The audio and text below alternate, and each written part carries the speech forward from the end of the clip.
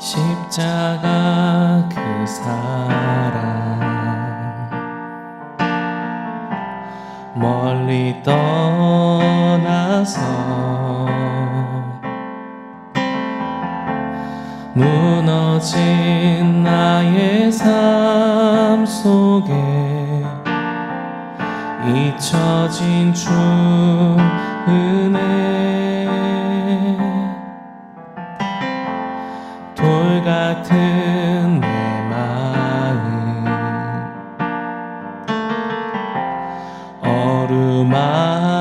어루만지사 다시 일으켜 세우신 주를 사랑합니다. 주 나를 보호하시고 날 붙드시리 나는 배롭고 존귀한 주님의 자녀라.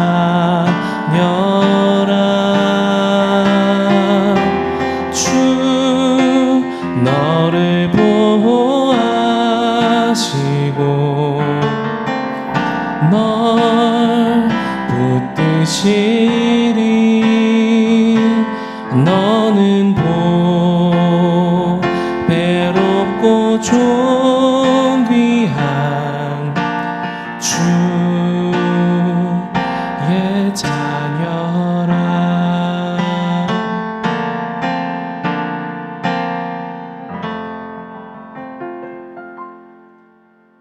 샬롬. 오늘 함께 보실 말씀은 요한일서 4장 7절에서 8절 말씀입니다. 사랑하는 자들아, 우리가 서로 사랑하자. 사랑은 하나님께 속한 것이니 사랑하는 자마다 하나님으로부터 나서 하나님을 알고 사랑하지 아니하는 자는 하나님을 알지 못하나니 이는 하나님은 사랑이심이라. 아멘. 오늘 요한은 이 짧은 7절과 8절 안에 사랑이라는 단어를 유독 많이 강조 반복해서 사용하고 있습니다. 이 원어로 볼 때 여기 나오는 사랑이라는 단어는요, 앞에 정관사, 영어로는 더가 붙는 단어입니다. 그러니 일반적으로 우리가 흔히 사용하는 그런 사랑이라는 단어보다는 특별한 의미를 가진 이 고유명사로서의 사랑이라는 단어가 오늘 쓰였다는 것을 알 수 있습니다. 그리고 이 특별한 사랑이라는 단어는 바로 하나님의 사랑이라는 의미를 가지고 있습니다. 그래서 이것을 그대로 7절, 8절에서 갖는 의미를 보면 교회 안에 있는 성도들이 하나님의 사랑을 가지고 서로를 사랑한다라는 그런 의미로 우리가 해석을 할 수 있습니다. 그러니까 오늘 사랑하는 자들아 우리가 서로 사랑하자라는 말은요, 교회 안에 있는 성도의 교제 안에서의 사랑에 대한 이야기를 요한은 하고 있는 것입니다. 자, 그렇게 볼 때 한번 이런 생각 해볼 수 있을 것 같아요. 교회 안에 있는 성도들에게 서로 사랑하십니까? 라고 이 목사님이 강대상에서 설교 시간에 외쳐 이렇게 질문하신다면 어떨까요? 아마 대부분의 성도님들이 아멘 혹은 사랑합니다 라고 고백할 겁니다. 자, 그런데 마치 예수님이 베드로에게 3번 네가 정말 나를 사랑하느냐 물으셨던 것처럼 3번이나 물으니까 베드로 뒤에 식은땀이 나면서 이거 좀 이상한데 라는 뭔가 그런 뉘앙스를 갖는 것처럼 정말 진지하게 하나님의 사랑으로 정말 성도들을 사랑하고 있으십니까? 라고 1대1로 진지하게 묻는다면요, 우리는 금세 말을 더듬게 될 겁니다. 그리고 눈을 굴리며 고민하겠죠. 내가 정말 사랑할까? 네. 이런 고민을 하게 되는 이유는요, 어른이 될수록 사랑하는 척을 우리는 너무나 잘 하게 되기 때문입니다. 마치 헐리우드 배우 뺨칠 정도로 사랑하는 것, 모든 사람들 다 사랑하고 사랑만 하면서 사는 사람처럼 연기할 수 있습니다. 그런데 현실은 어떻죠? 우리의 마음의 지퍼를 열어서 이렇게 들여다보면요, 눈으로는 사랑한다고 하면서 축복해 주지만 마음 한켠에는 쌍칼을 들고 한 곳에서 언제 뭐 실수만 해봐라 이렇게 눈에 쌍심지를 켜고 있는 우리의 마음들을 심심찮게 보게 됩니다. 저 또한 그렇습니다. 사역자라고 해도요. 다 사랑할 수가 있을까요? 없을까요? 없습니다.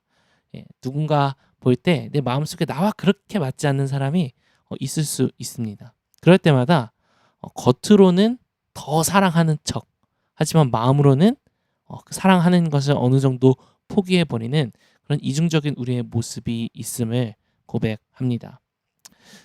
그래서 그런지요. 이 7절에서 요한이 우리에게 말하는 이 짧은 한 구절이 우리 안에 주는 울림이 참 큽니다. 다시 한번 7절 읽어보겠습니다. 사랑하는 자들아 우리가 서로 사랑하자. 이 짧은 구절 안에 참 이 깊은 진리가 포함이 되어 있는데요. 요한은 서로 사랑하자라고 말하지만 그것에 앞서 먼저 무엇을 말하냐면 사랑하는 자들아라고 말합니다. 그러니 요한의 이 편지, 요한일서를 받는 교회의 성도들은요. 무엇을 먼저 듣게 되냐면 사랑하는 자들아, 내가 사랑받는 자구나 라는 사실을 먼저 깨닫게 됩니다. 최근에 있었던 일인데 저희 교회에 한 학생이 있는데 옛날에 그 학생의 교사, 선생님이었던 다른 교회에 있을 때 그 선생님이 최근 다른 일로 저희 교회에 한번 찾아오게 된 일이 있었습니다. 그래서 마주쳤는데 이 선생님은 그 학생을 알아보더라고요. 물론 그 학생은 너무 어렸을 때여서 선생님을 기억 못했는데 그래서 이 선생님 청년이 야, 너 누구구나? 너무 반갑다. 이렇게 많이 컸네. 이렇게 보면서 너무 기뻐하고 반가워하더라고요. 그리고 후에 이제 그 청년이 간 후에 제가 그 학생과 이야기를 잠시 나눴는데 제가 이렇게 이야기했습니다. 야, 너는 기억도 못할 만큼 어렸을 때지만 어렸을 때부터 정말 많은 사람들의 사랑을 받고 너는 자라난 거야. 그래서 지금 너의 이 자리에 너가 하나님 정말 잘 믿으면서 멋지게 신앙생활 할 수 있는 거 그런 사랑을 받아왔기 때문이다. 그걸 꼭 잊지 않았으면 좋겠어 라고 제가 이야기를 해준 기억이 납니다. 그것처럼요. 우리 성도들은요. 사랑하기 전에 먼저 내가 사랑받아왔던 자 그리고 지금도 갚을 수 없는 엄청난 사랑을 받고 있는 사랑받는 자라는 사실을 기억해야 합니다. 바로 하나님이 우리에게 그 사랑을 부어주신 분이시죠. 하나님은 그렇습니다. 사랑이 없는 곳에는요. 반드시 그 사랑을 부어주셔야지만 마음에 성에 차시는 분이세요. 그래서 사랑 없는 거리에 공허한 마음을 가지고 악착같이 아둥바둥하며 무언가를 채우려 하는 이들에게 사랑을 흘려보내길 원하십니다. 문제는 하나님이 아니고서는 그 누구도 진짜 사랑을 만들어낼 수 없기 때문에 하나님을 모르는 자들에게는 마음을 온전한 사랑으로 채울 수 있는 방법이 없다는 것이죠. 그래서 하나님은 성도들을 사용하셔서 하나님의 그 특별한 사랑을 흘려보내시길 원하십니다. 그들 안에 사랑의 물꼬를 터쳐내시길 원하시는 것이죠. 그래서 그런 사랑을 흘려보내시는 하나님을 향해 성경은 이렇게 말합니다. 사랑은 하나님께 속한 것이니 그리고 8절에 하나님은 사랑이심이라. 네, 하나님은 사랑이심이라. 하나님은 사랑이 풍성한 분이심이라 라고 하지 않고요. 하나님이 사랑 그 자체라고 말씀하십니다. 즉 사랑은 하나님의 여러 성품 중 하나로서 존재하는 것이 아니라 하나님의 본질이 바로 이 사랑이라는 것입니다. 우리가 잘 알고 있는 삼위일체 하나님, 성부 하나님, 성자 예수님, 성령 하나님이 계시죠.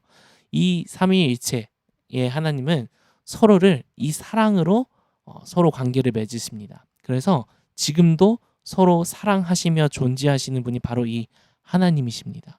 그렇기 때문에 우리가 하나님을 생각할 때면요. 하나님 자체가 본질이 사랑이시라는 것을 우리가 생각할 때면요. 그 하나님이 나에게 부어주시는 이 사랑이 삼위 하나님이 하신 서로에게 주시는 그 사랑을 나에게 부어주신다라는 그것이 얼마나 크고 놀랍고 감격스러운 것인지 모릅니다. 그런데 우리는 때때로 그 사랑을 격화시킬 때가 있습니다. 바로 이렇게 생각할 때요. 하나님도 지금 이 순간 내가 어떤 죄를 짓고 정말 불성사나운 모습으로 무너져 있는 지금 이 순간에는 나를 향한 사랑보다는 책망이 더 크실 것 같아. 하나님 더는 나를 사랑하지 않으실 것 같아.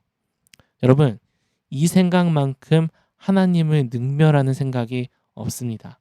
사랑 그 자체이신 하나님을 그렇게 격화시키지 않으시길 바랍니다. 그리고 그렇게 하나님의 사랑을 받아들이지 못할 때 우리는 하나님의 그 특별한 사랑을 누군가에게 흘려보내는 그 통로도 다 막혀버리게 됩니다. 그래서 하나님을 안다는 것은요, 사랑이신 하나님을 안다는 것은, 그 하나님 앞에 반응하고 응답한다는 것은 하나님의 그 조건 없는 사랑을 받아들이는 것입니다. 인간은 본질적으로 타락한 존재이기 때문에요, 항상 조건을 따집니다. 무언가 얻기 위해서는 그만한 대가를 치러야 된다라는 그런 거래하는 우리 안에 마음들이 있어요. 그러다 보니까 기독교를 제외한 모든 종교들은 다 대가가 있습니다. 신에게 무언가 축복을 받기 위해, 구원받기 위한 대가들이 정말 많습니다. 그런데 우리가 믿는 하나님은요, 대가 없이 사랑을 흘려보내 주신 분이십니다. 그것을 우리가 잊지 않고 나는 하나님의 사랑을 받는 존귀한 자임을 기억할 때 그것이 바로 우리가 사랑을 흘려보낼 수 있는 가장 단단한 토대가 됨을 기억하시기 바랍니다. 그리고 하나님을 아는 것에서 더 나아가 하나님을 사랑한다는 것, 이것은 우리가 하나님의 형상대로 지음 받았기 때문에 하나님처럼 사랑할 수 있는 능력을 부여받았음을 기억하여야 합니다. 그래서 물론 죄로 인해 그 능력을 상실했지만 예수님의 십자가를 통해 하나님께서 사랑할 수 있는 그 능력을 우리에게 회복시켜 주셨습니다. 그래서 예수님이 하셨던 것처럼 나도 사랑을 흘려보내야겠다. 그런데 어떤 곳에 흘려보내냐면 정말 사랑이 눈 씻고 찾아봐도 없을 것 같은 그곳, 메마르고 척박하고 완전히 다 멸망한 것 같은 그 땅에 사랑을 붓는 것, 그것이 바로 예수님이 이 땅 가운데 오셔서 하신 일이 아닙니까? 그 예수님처럼 우리도 사랑을 붓는 겁니다. 마치 옛날 시대 때 이 물을 얻기 위해서는 펌프질을 하는데 그냥 하면 안 나오니까 이 마중물, 조금의 물을 먼저 넣어서 펌프질을 하면 깊은 곳에 있는 시원한 생수가 나왔다는 것처럼요, 우리도 그 마중물과 같은 사랑을 흘려보내야 합니다. 세상에서도 그래야 되겠지만요, 그 이전에 교회에서 먼저 그렇게 하라는 겁니다. 누굴 향해? 성도를 향해요. 그래서 오늘 우리가 이 말씀을 기억할 때 사랑을 흘려보내야 할 장소, 사람, 영역들이 분명 있으실 겁니다. 오늘 말한 교회, 또 가정, 직장, 친구 관계, 어느 곳에서든. 그런데 우리가 정말 사랑을 흘려보내기 쉬운, 이미 사랑이 흐르고 있는 그곳이 아니라 사랑이 흐르고 있지 않은 그곳에 우리가 사랑을 흘려보낼 수 있길 소망합니다. 그것이 하나님을 사랑하는 방법입니다. 처음에 사랑을 흘려보내면요, 얼마나 메마른 땅인지 사랑을 다 흡수하고도 여전히 메마르고 아무것도 자라지 않는 척박한 땅처럼 보입니다. 그런데 우리가 기대하는 것은요, 내가 탁월하게 사랑을 흘려보내서 이 사람이 회복되고 막 사랑이 넘쳐나고, 그게 아닙니다. 내가 탁월함은 없지만 내가 가지고 있는 이 사랑은 특별한 하나님의 그 사랑이기 때문에 내가 이 사랑을 그냥 계속해서 밑빠진 독에 물 붓는 것 같아도 계속해서 흘려보내다 보면 하나님이 가지고 계신 이 사랑의 힘, 그 말씀의 힘이 그 안에서 분명 마중물이 되어서 그 사람 안에 하나님의 사랑을 터쳐내는 그 역사가 일어날 것을 우리는 소망하는 겁니다.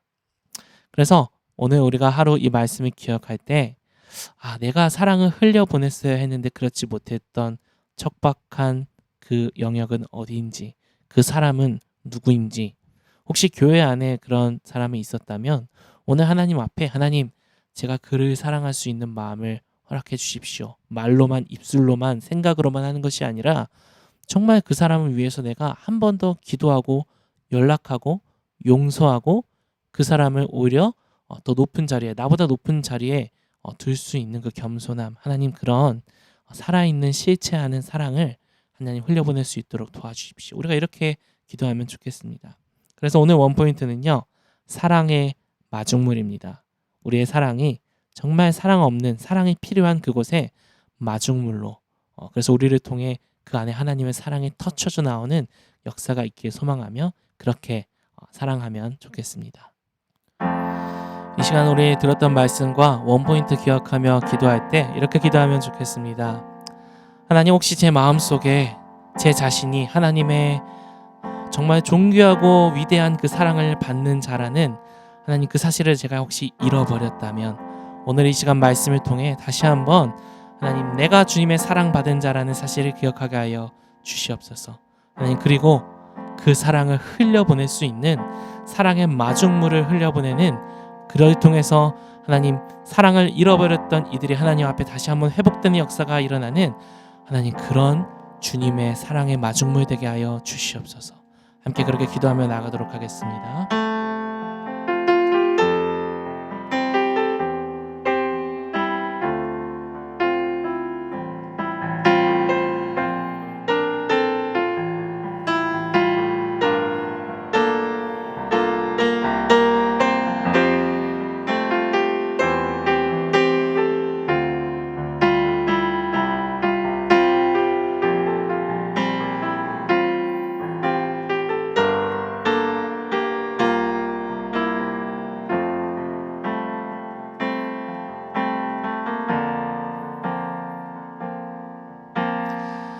사랑의 하나님, 주님께서 자신의 생명을 주고 사신 존재가 바로 우리임을 고백합니다.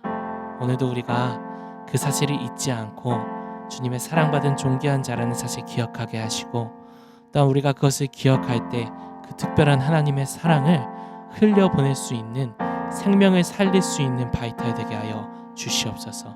오늘도 그렇게 우리의 삶 속에서 살리는 자로 우리를 사용하실 주님을 신뢰하며 예수 그리스도의 이름으로 기도합니다. 아멘.